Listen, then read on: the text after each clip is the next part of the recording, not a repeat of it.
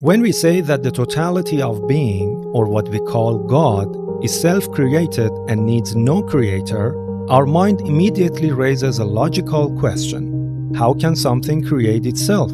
Isn't creation supposed to imply a beginning in time? This question is similar to saying that the only key capable of opening a safe is locked inside that very same safe. So, how could it ever be opened?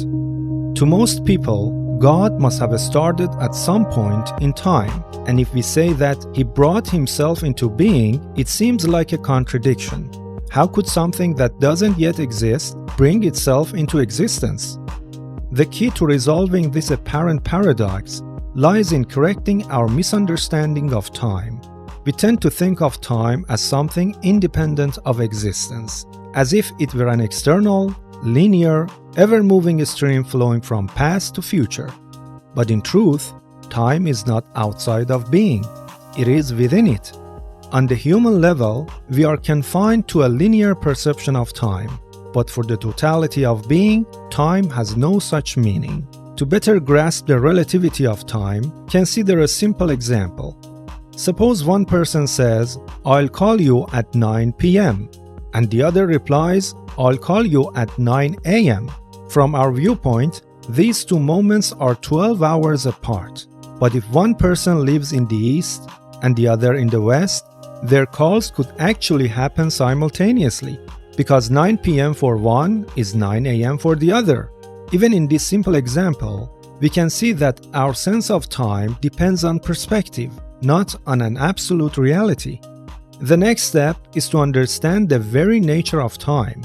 Time is born from motion. If there were no movement, time would have no meaning.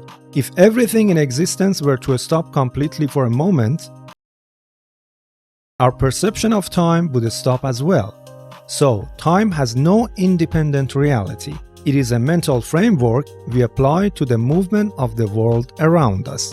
For instance, we measure time based on the Earth's rotation around the Sun. If the Earth were to stop moving, our concept of earthly time would immediately collapse. Now, let's consider the totality of existence, the infinite God in whom all things exist and who exists in all things. Can we say that He is moving relative to something else in order for time to apply to Him? No, because everything that exists is within Him. Therefore, He is beyond time altogether. However, within this boundless whole, of which we are also a part, motion does exist. And from motion, time arises. But unlike our linear notion of time, the time within the whole is circular and cyclical. Ultimately, the future meets the past, and the past flows into the future. Because the movement within being is not a straight line, it is a circle.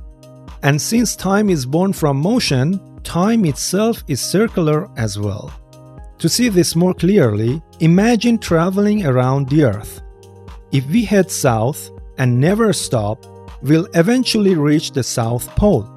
But if we keep going, we'll begin to move north again, emerging on the other side of the planet. Our journey never truly ends. It continues in a seamless cycle. Time, within the totality of being, works the same way. It has no beginning and no end, but an eternal continuity in which everything transforms and returns again. As the saying goes, we are from God, and to God we shall return. God is absolute being, the very source of existence, within whom neither beginning nor end has meaning. He is the infinite whole, within which motion and time arise and fade away like waves on the still ocean of being.